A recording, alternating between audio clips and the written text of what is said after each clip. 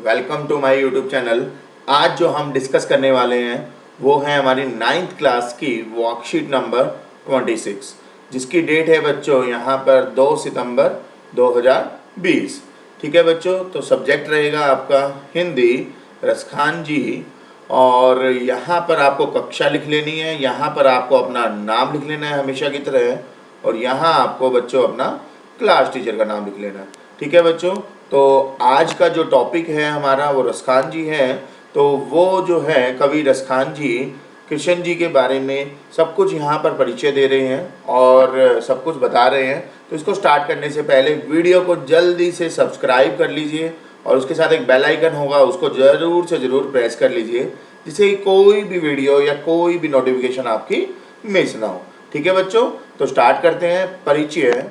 कवि रसखान जी ने अंतिम सेवैये में कृष्ण की मनोहर मुरली की धुन और उनकी आकर्षक मुस्कुराहट का वर्णन किया है। जो कवि रसखान जी हैं उन्होंने अंतिम सेवैये मतलब अंतिम जो उनका मतलब इससे पहले भी काफ़ी वर्कशीट उन्होंने डिस्कस की है, तो ये अंतिम सेवैये में पहुंच चुके हैं। अब यहाँ पर उन्होंने कृष्ण जी की मनोहर मुरली की धुन और उनके आकर्षक मुस्कुराहट का वर्णन किया है तथा कवि गोपियों की विविधता का वर्णन करते हुए कहते हैं कि गोपियाँ चाहकर भी श्री कृष्ण को प्रेम भी किए बिना नहीं रह सकती। मतलब अगर गोपियाँ ये चाहे कि वो श्री कृष्ण जी से दूर हो जाएंगे या कुछ ना कुछ इस तरह से करेंगे जो अपने आप वो दूर हो जाएंगे, तो वो कवि कह रहा है कि वो कितना भी चाह ले मगर वो दूर नहीं रह सकती। तो इस सेवई में पूरा का पूरा वर्णन किया गया है। ये चौथा सेवई है, इससे पहले 3 सेवई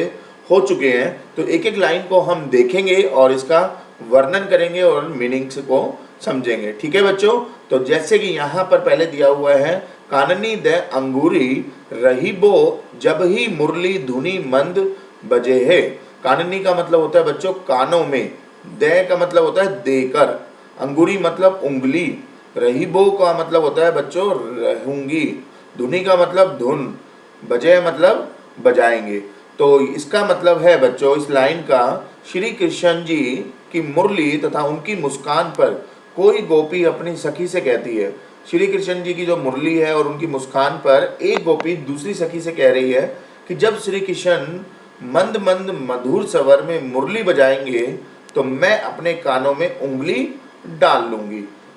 यहाँ पर बच्चों बताया गया है बजे मतलब बजाएंगे। ठीक है, धुन मतलब जो इस तरह से सारा वर्णन किया गया है कि मंद मंद मधुर स्वर में जब वो मुरली बजाएंगे तो मैं अपनी उंगली अपने कानों में डाल लूंगी। ठीक है बच्चों, मोहनी तानन सो रसखानी अटा चढ़ी गोधन गह तो गह। तो मोहनी का मतलब होता है मोहने वाली, तानन मतलब तानों या धुनों से, गोधन मतलब ब्रज क्षेत्र में गाया जाने वाली लोकगीत, गेह मतलब गाएंगे।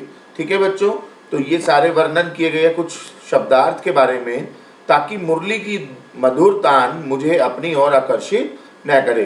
तो ऊपर वाली लाइन में यही बच्चों बताया गया था कि जिससे कि क्या है कि वो मतलब मुरली बजाएंगे और मैं अपनी उंगली अपने कान में डाल लूँगी, जिससे कि जो मुरली की मधुर तान है वो मुझे अपनी ओर आकर्षित नहीं कर पाएंगे।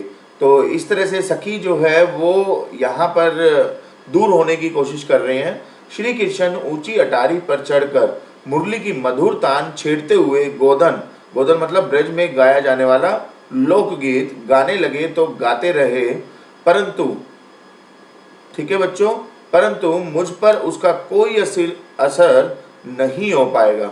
तो ये यहाँ पर लिखा हुआ है बच्चों, टैरी कहो सिगरे ब्रजलोगिनी काल्ही को कितनो समझहु। मतलब टैरी का मतलब होता है पुकार कर बुलाना, सिगरे मतलब सारे, काल्ही मतलब कल, समझहु मतलब समझाएंगे। तो ये सारा कुछ वर्णन यहाँ पर किया गया है। मैं ब्रज के समस्त लोगों को पुकार पुकार कर कहना चाहती हूँ कि कल कोई मुझे कितना ही समझा ले, चाहे कोई कुछ भी करे या कहे, मैंने श्री कृष्ण की आकर्षक मुस्कान देख ली तो मैं उसके वश में हो जाऊंगी। ठीक है बच्चों, ये सारा कुछ वर्णन ये वाली लाइन में किया गया है। माजरी व मुख की मुस्कानी समरी न जहे जय न जहे न जहे। न जहे का मतलब है बच्चों, जो यहाँ पर लिखा गया है कि मैं उनके वश में हो जाऊंगी। तो यहाँ पर सारा कुछ वर्णन किया गया है, जैसे कि लास्ट लाइन, हाय री माँ, उसके मुख की मुस्कान इतनी मादक है कि उसके प्रभाव से बच पाना या संभल पाना अत्यंत कठिन है। मैं उससे प्राप्त सुख को नहीं संभाल सकूंगी। तो ये सारा वर्णन बच्चों, ये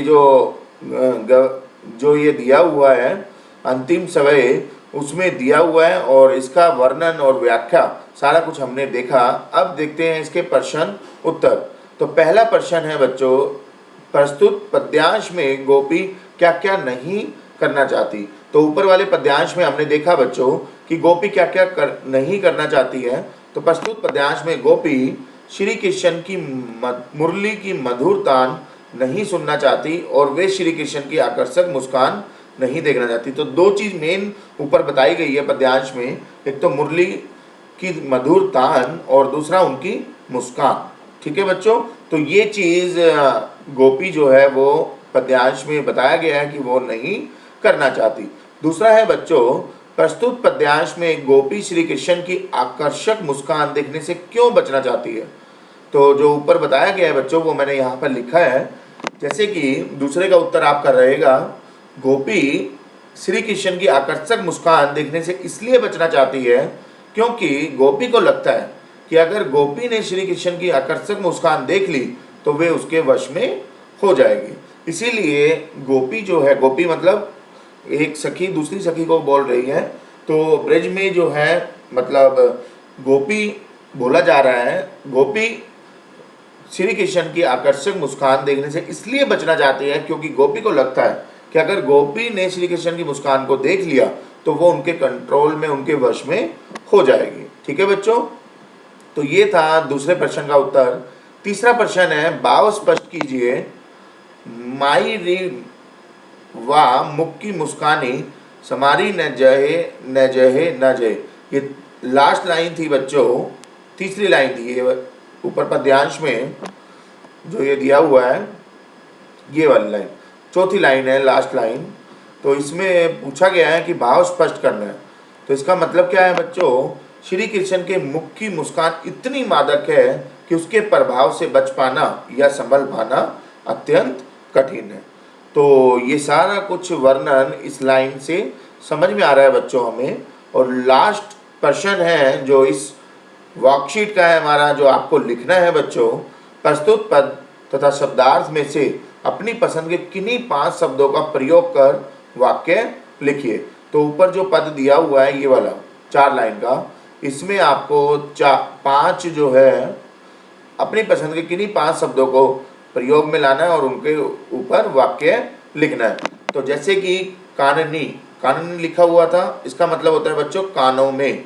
तो कानों में उंगली देना गलत बात है, ये हो गया इसका वाक्य और ये था इसका शब्द। दूसरा शब्द है वाह, वाह को मतलब कहते हैं वह अपना काम समय पर करती है। तो ये हो गया वाक्य और ये है शब्द। तीसरा शब्द है टेढ़ी, जिसको बोलते हैं पुकार कर बुलाना। इसका मतलब है माँ ने मुझे पुकार कर बुलाया और खाना खिलाया। ठीक है बच्चों, ये हो गया इसका वाक्य। चौथा शब्द है काली, काली का मतलब होता है कल, कल मैं दिल्ली घूमने जाऊंगा या जाऊंगी। ठीक है बच्चों, तो ये चीज हो गया आपका चौथा शब्द।